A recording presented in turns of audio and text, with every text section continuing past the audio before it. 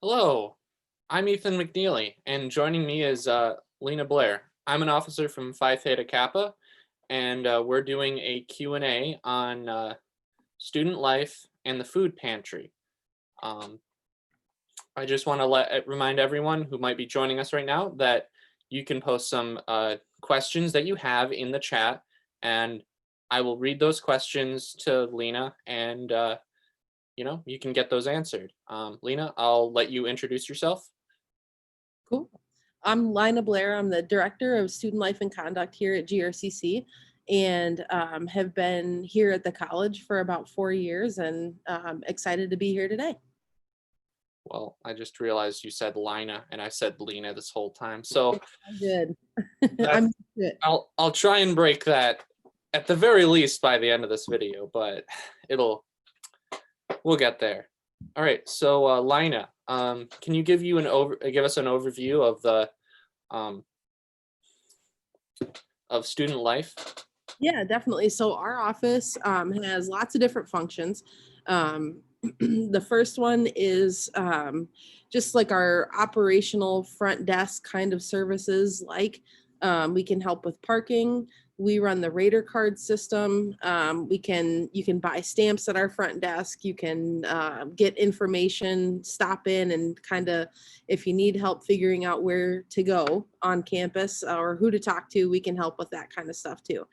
The second area would be student life and student organizations, leadership development, that kind of thing. So our office, we want students to grow, to connect with each other, to have some fun while they're here as students, as well as develop a good resume so that when they transfer or when they're looking for full-time work, that kind of thing, that they've got some good experiences in addition to having a great class experience.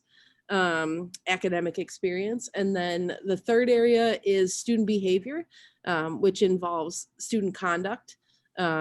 So the student code of conduct is something that our office oversees, as well as behavioral intervention. And we also assist with Title IX, which is sexual misconduct. And then the final area is helping with student basic needs. So we know that lots of our students are housing insecure or food insecure, and we've got some ways that we can dig in and help with that. So that's kind of the broad overview of what our office does. So Lina, I've heard that you may or may not have a food pantry that is open right now. Can you go more in detail about that? Yeah, absolutely. So as you can see behind me, thanks for the shout out, Ethan. I'm in the food pantry right now and wanted to make sure to talk to students about the food pantry. We participated in a survey this summer that was open to all students, and our 35% of our students said that they struggle with food insecurity, meaning they either eat less at each meal so they can spread their food farther, that they don't know where their next meal is coming from, any number of things that indicate food insecurity. And so we've teamed up with Student Alliance, which is student government, and Kent County and United Way, the heart of West Michigan United Way, to distribute food to students. So we do a weekly food distribution, and our next distribution is this coming Wednesday from 1 p.m. to 6 p.m. here in this room, which is the far side room, first floor of the Student Center. And to get more information about that, you can go to www.grcc.edu/gethelp. There's tons of information out there about it, but we pre-package food packages for students to pick up on the days that we do distributions. Those food packages include lots of the things you can see behind me, like noodles and pasta, a little bit of ramen. There's peanut butter, there's Butterfingers right there, candy, and canned goods, canned fruit, soup, that kind of thing, as well as frozen items like frozen meat, and then fresh produce that we get from a farm here in town. So there's we're hoping that these food packages that we put together get the student through at least most of the week. And so it's pretty well rounded, like I said, there's eggs too. So, there's quite a variety of things. Say I'm a student struggling, like, is it like, is it going to be a huge burden if I go in and I try and go into the food pantry? Not a huge burden at all, but the food pantry is open to all students and it's free. And we even provide parking validation, which I think is pretty sweet, parking validation for the day. And so it's not a burden at all. We've got lots of food to give away because of that grant we received. So, even if you think, well, I don't need it as much as other students might need it. Um, at this point, there's really enough to go around. And so any student who wants to take advantage of it, we would encourage it. And again, you can find more information on the Get Help webpage.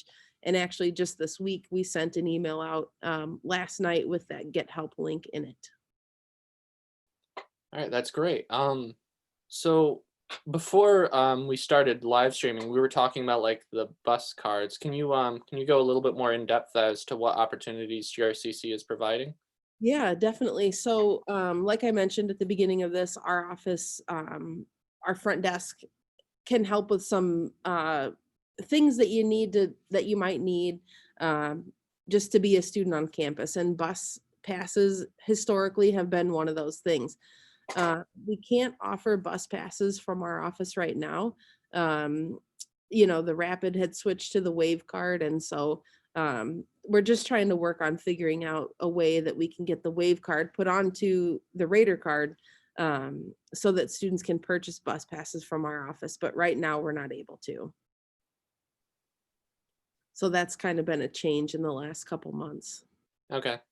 Um, Speaking of like, changes in the last couple months, how has like the pandemic really changed how student life has really been operating? Yeah, that's a great question. Our food pantry, we went from like you could kind of shop for what you wanted to pick out from the food pantry, but now we have to prepackage everything just so that there's not a bunch of germs in the room and getting passed through, that kind of thing. And we can ensure that everybody gets an equal amount. So that's been something that's changed. But we have increased the number of items that we offer, including fresh and frozen items. Um, I think the biggie for me, as a person who loves just working with students face to face and, student life is what that's our number one priority. And so, helping students connect in a virtual space feels a lot different than connecting in an in-person kind of a space. And so, as of this morning, we do have 13 student organizations that have re-registered since last year. I think if we could land somewhere close to 30 in the next couple weeks, that'd be pretty great, considering, the size of our institution, the type of our institution, that kind of thing. But, for anybody watching out there, there's still about a week and a half to either re-register a student organization or to start a new one. And our staff would really love to help you start a new one, whether it's a virtual environment or an in-person environment. There's lots of opportunity to be had with just getting students rallying around something that they care about, and so whether that's, when I was a student, I started a mentoring program to help middle school kids in town feel like they had a place and a person to kind of connect with. PTK is another great example of a student organization that's cares about campus and wants to connect and provide some service. So I think you guys are a great example. Campus activities board, student alliance, those kinds of groups are essential, I think, to a student experience. And so we want to just make sure that we continue that in this weird new time that we're in. Well, if I wanted to start a student organization, what would I need to do? Yeah, so at the very basic level, you need a couple members. You need 7 members who are currently enrolled students. You would need an advisor, so somebody who's a full-time faculty or staff member here at GRCC, and then just fill out the form. And so that could include, some help from our office just to kind of walk you through the process. But it's relatively easy and relatively painless. And so the deadline is next Friday. So we just want to make sure that everybody gets in those registrations before the end of next week. And then there'll be another window opening up here in the winter, at the beginning of the winter semester as well. All right. It sounds like like when you listed all the services on there, you actually listed a lot of things that I didn't know, and I'm actually trying to remember some of the services that you had said. So can you list them again? Yeah. So in addition to the food pantry, our office, along with there's a team of people on campus working on student basic needs. So we created that Get Help page to include services and programs both on campus and off to help students with basic needs and security. So we've talked a lot about food, but we also know that about 35% of our students are housing insecure at any given time. And so if a student is struggling to know where they're going to sleep tonight or tomorrow, we'd really like to help with that as well. Because as I'm sure you could probably guess, if you haven't experienced it yourself, when you don't know where you're going to sleep or what you're going to eat, it's hard to kind of focus in class. And so we want to help students with that. We also know that about 10% of our students have been homeless at least 2 nights in the last 30 days. And so lots of our students are truly homeless. And then other information on that Get Help page, there's medical, dental, and vision resources that are either free or very low cost. We can help with legal help, at least getting you connected to someone who could help pro bono, so free. The laptop loaner and technology loaner program is also on the Get Help page. So if a student's struggling with not having a device to do your homework on or attend class on, or needs a Wi-Fi connection, that Get Help page is a really great resource to get connected to that as well. And then, we talked about the front desk, so we can help if you have any parking questions. We can help answer questions about the bus system in town. Rater cards, if you don't have a student ID card and you're on campus this semester, we'd love to get you one just so that parking is less expensive if you're parking on campus. And then again, just answering questions at our front desk and helping students kind of find their way is important to us too. And then talked a lot about student organizations already, and just getting students connected to each other. And I know when I was a student, when I started getting involved in student organizations is when I felt like I felt more at home. I felt more connected to my peers, felt less homesick. I was, away from home when I went to college. And also my grades started going up. And so that was a game changer for me, was to get involved on campus. And then the part that we haven't really talked much about yet is the student behavior part of what's going on. So I manage the student code of conduct. And so that's like an 18-page document. You can find it on the Student Life webpage. It might be 19 pages, but you get the idea. And so that document outlines appropriate student behavior on campus. And so when something comes up that a student might have violated the student code in some kind of a way, someone notifies me usually, and then I reach out to the student to try to understand what happened. While it is a disciplinary process, I don't think that most of our students who I meet with for conduct reasons walk away feeling like they were yelled at or told that they were, did something really wrong and that they're a bad person. That's not the message at all. The message is that, good people make mistakes, and stuff happens, and, you get kind of caught up in the moment sometimes of, sometimes it's being loud in class, or sometimes it's saying something that you wouldn't normally say to a classmate. And so we just have a conversation about it, and talk about it a little bit, and try to repair the harm that was caused, and really just move forward as a student. And then, yeah, so it's, as much as it can be, it's, I think, a very developmental and really good. It's my favorite part of my job. And then the other part of that student behavior piece is the behavioral intervention team.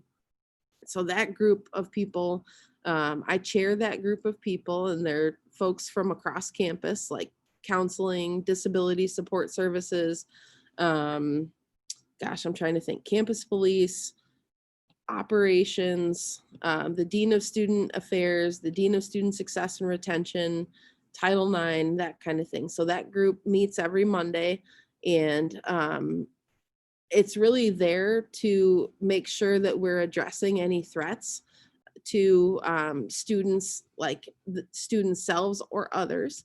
And most of the time what comes to our attention is students who are really struggling with maybe like a mental health issue, or some kind of self-harm or suicidal ideation. And so really it's about reaching out to those students and reconnecting them to campus and to their community, and getting them the support and resources they need to be successful. So that's a really interesting part of my job, and what our office does. And I think hopefully good at, in terms of getting students connected to the right support and resources so that they can be, good students. All right. Thank you for all Right. that. That was like a lot of information there. That was like really helpful and such. And what I want to ask is, when is the best time, or not best time? When are the times I can contact the student life and you, Lina? What is the best way for me to contact, and when is the best time? Sure. So with this coronavirus outbreak, we've changed up our staffing a little bit. We're always open Monday through Friday, 8 a.m. to 5 p.m. We have a student working the front desk, and then two of our staff members are normally in the office, and we're kind of rotating, but we are always open. So the best way to get a hold of us is to call our office phone, which is 616-234-4160. Or you could email studentlife@grcc.edu, or you could always drop into our office and say, hey, we kind of miss seeing a lot of students. And so don't hesitate to drop in anytime. And if students want to reach out to me directly, they can. My direct extension is 616-234-3924, and my email is linablair@grcc.edu. All right, that's great. Well, it looks like we have no questions in the chat, so I think that we can wrap this up. To anyone who watched, I hope you found this very informative. I definitely did, and I'm the one hosting it. So yeah, Well, you all thank have a good day. Thanks for having Thank me. you, Lina.